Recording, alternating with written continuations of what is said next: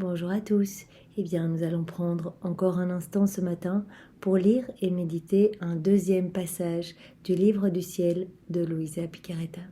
Au nom du Père qui m'a créé, du Fils qui m'a sauvé et du Saint-Esprit qui me sanctifie. Amen. Jésus, je me plonge en toi, dans ta divine volonté. Je te donne tout ce que je suis. Je m'unis à toi, je m'identifie à toi et je te supplie de me remplir de ta présence, de ta lumière, de ton Esprit Saint.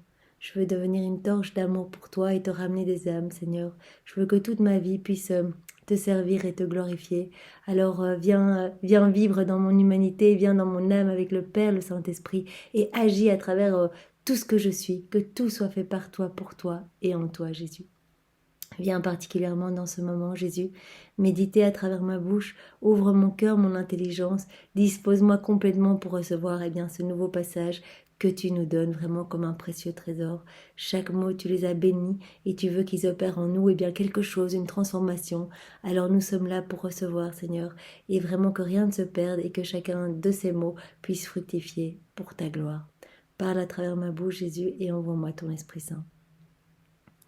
Alors le passage est très court, c'est celui du 9 juillet 1918. Louisa qui parle. Pendant que j'étais dans mon état habituel, mon doux Jésus vint et me dit « Ma fille, je suis tout amour. Je suis comme une fontaine d'amour, telle que tout ce qui entre en elle se transforme en amour. » Comme Jésus est une fontaine d'amour, de lumière, de bienfaits, de toutes les vertus à la perfection, quand on se plonge en Jésus, qu'on se plonge dans sa divine volonté, on se remplit de tous ses attributs divins. Dans ma justice, ma sagesse, ma bonté, ma force d'âme, etc., il n'y a qu'amour. Donc Jésus n'est qu'amour. Mais qui contrôle cette fontaine d'amour?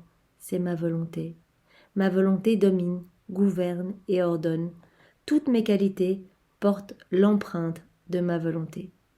Donc on se plonge dans la divine volonté de Jésus, vraiment il y a toutes ces qualités, puisque toutes ces qualités sont vraiment portent le sceau de la divine volonté de Jésus. L'âme qui se laisse dominer par ma volonté, qui vit en elle, qui vit dans ma fontaine d'amour. Quand on vit dans la divine volonté de Jésus, on est vraiment comme immergé dans cette grande fontaine d'amour. Elle est inséparable de moi, et pour elle, tout se change en amour. Donc l'âme qui s'abandonne entre les mains de Jésus, qui lui fait confiance, qui lui donne sa vie, qui dit voilà Jésus, c'est toi qui vas venir tout faire en moi.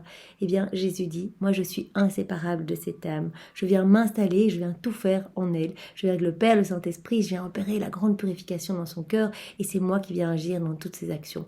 On éloigne les forces des ténèbres et chacune de mes actions divines et éternelles va venir vraiment éclairer, vraiment avec la lumière divine va venir éclairer toutes les noirceurs du monde, tout ce que les forces obscures essayent de mettre en place. Ainsi, donc il part toujours de cette âme qui est complètement immergée en lui, qui est abandonnée en lui. Ainsi, ses pensées, ses paroles, ses battements de cœur, ses actions, ses pas, etc. sont amour. Tout devient amour. L'âme qui s'immerge dans la divine volonté et qui essaye de vivre acte après acte en union avec Jésus, devient pur amour.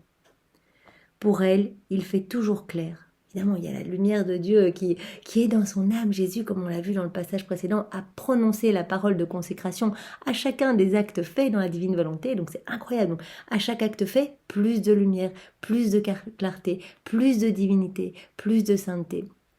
Et donc évidemment, pour cette âme qui est tout le temps unie à moi dans la divine volonté, tout est clair, tout est magnifique, tout est lumière. Et les forces obscures, s'éloignent, sont obligés de partir loin. Et vraiment, cette lumière éclaire toutes les âmes autour, mais pas seulement, aussi les âmes dans le passé, dans le présent, bien sûr, dans le futur, et toutes les âmes du purgatoire, etc. Donc il y a vraiment des répercussions partout et une portée immense, universelle, divine, éternelle, etc.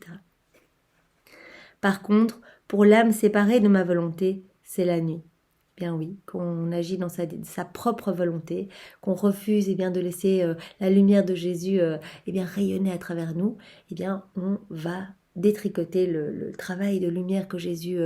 si imagine on fait un acte dans la divine volonté, Jésus commence à tisser de la lumière autour de notre âme, il commence à nettoyer notre âme, et il est tout content, et il dit génial, je vais pouvoir travailler à partir de cette humanité-là. Le lendemain, on manque de constance, on chute, on est dans notre volonté propre, on oublie Jésus parce qu'on n'a pas le temps. on retire ce beau travail et on met à la place un filet de ténèbres, vraiment de noirceur. On ramène plus de noirceur dans notre âme. À chaque acte fait sans Jésus, c'est de la noirceur. À chaque acte fait avec Jésus, c'est de la lumière qui va toucher partout dans tout l'univers, dans toutes les générations, vraiment sur le ciel, dans le ciel et sur la terre. Les misères, les passions et les faiblesses l'envahissent et font leur travail, un travail à faire pleurer. Vous voyez, quand on agit dans sa propre volonté, eh bien, voilà, on est sujet à tous les troubles, à toutes les tentations, les démons se déchaînent, nous font tomber, vraiment, on a, comme dit Jésus, eh bien, les misères, les passions, les faiblesses qui vont vraiment faire leur travail dans le cœur, et c'est un travail vraiment qui fait pleurer Jésus, qui lui fait de la peine, parce que l'âme s'enténèbre de plus en plus, n'arrive plus à avoir la clarté de Dieu, a de plus en plus du mal à revenir, à demander pardon, parce qu'au plus il y a de ténèbres, au plus c'est difficile de se retrouver face à la lumière, parce que voilà, les démons mettent dans les esprits que peut-être on n'est pas digne de recevoir le pardon, etc. Donc restons, choisissons d'être dans la lumière, de ne pas nous laisser tenter par ces forces obscures, parce que quand on est avec Jésus, eh bien les démons n'ont aucune emprise sur nous, ils ont peur, ils s'éloignent, ils vont essayer de nous faire perdre notre paix en essayant de nous bousculer via nos proches, via notre entourage, etc. Mais restons stables dans la foi de Jésus, restons dans sa lumière et promettons-lui vraiment de lui laisser toute la place et lui-même opérera le travail. Jésus, dépouille-nous des choses du monde, empêche-nous de chuter vraiment dans les noirceurs voilà, de notre volonté propre. Garde-nous enchaînés à toi, prends notre volonté Jésus, va l'attacher au pied de ton trône, nous n'en voulons plus, nous voulons uniquement bien, que ce soit toi qui fasses tout en nous. Nous avons bien remarqué que dès que nous te quittons des yeux quelques secondes, eh bien nous sommes déjà par terre, nous avons déjà chuté. Alors Jésus, vraiment, enchaîne-nous à toi, enferme-nous dans ton divin cœur et que les flammes brûlantes de ton amour viennent nous purifier, viennent ennoblir nos âmes et nous rapprochent, nous gardent unis à toi jusqu'à notre dernier souffle, Jésus, pour que vraiment, sur cette terre, nous ayons déjà, comme tu l'as promis à Louisa, la vie des bienheureux. Et qu'après notre mort, nous puissions nous réjouir de cette place d'honneur que tu réserves aux âmes qui t'ont donné toute la place durant leur vie. Tu leur réserves vraiment une place vraiment unie à toi dans ta gloire. Vraiment complètement unie à toi, pas devant toi, mais en toi. C'est comme tu le dis, ces âmes qui vivent dans ma divine volonté, seront comme les joyaux, sont comme les joyaux de mon trône. Elles sont vraiment complètement unies à ma lumière. Elles sont identifiées à moi et ils ne font qu'un avec moi. C'est ce que nous souhaitons, Jésus. Alors nous te le redemandons. Nous sommes faibles, nous sommes misères et nous avons vraiment besoin de toi et de ton aide, du secours de toutes tes grâces et de tes bénédictions pour avancer constamment unis à toi, Seigneur. Merci, Seigneur, et vraiment empêche-nous de sombrer dans nos mauvaises passions, nos mauvais désirs, nos mauvaises pensées, voilà, toutes ces choses qui te font de la peine, qui arrachent ce lien de lumière entre notre cœur et ton cœur.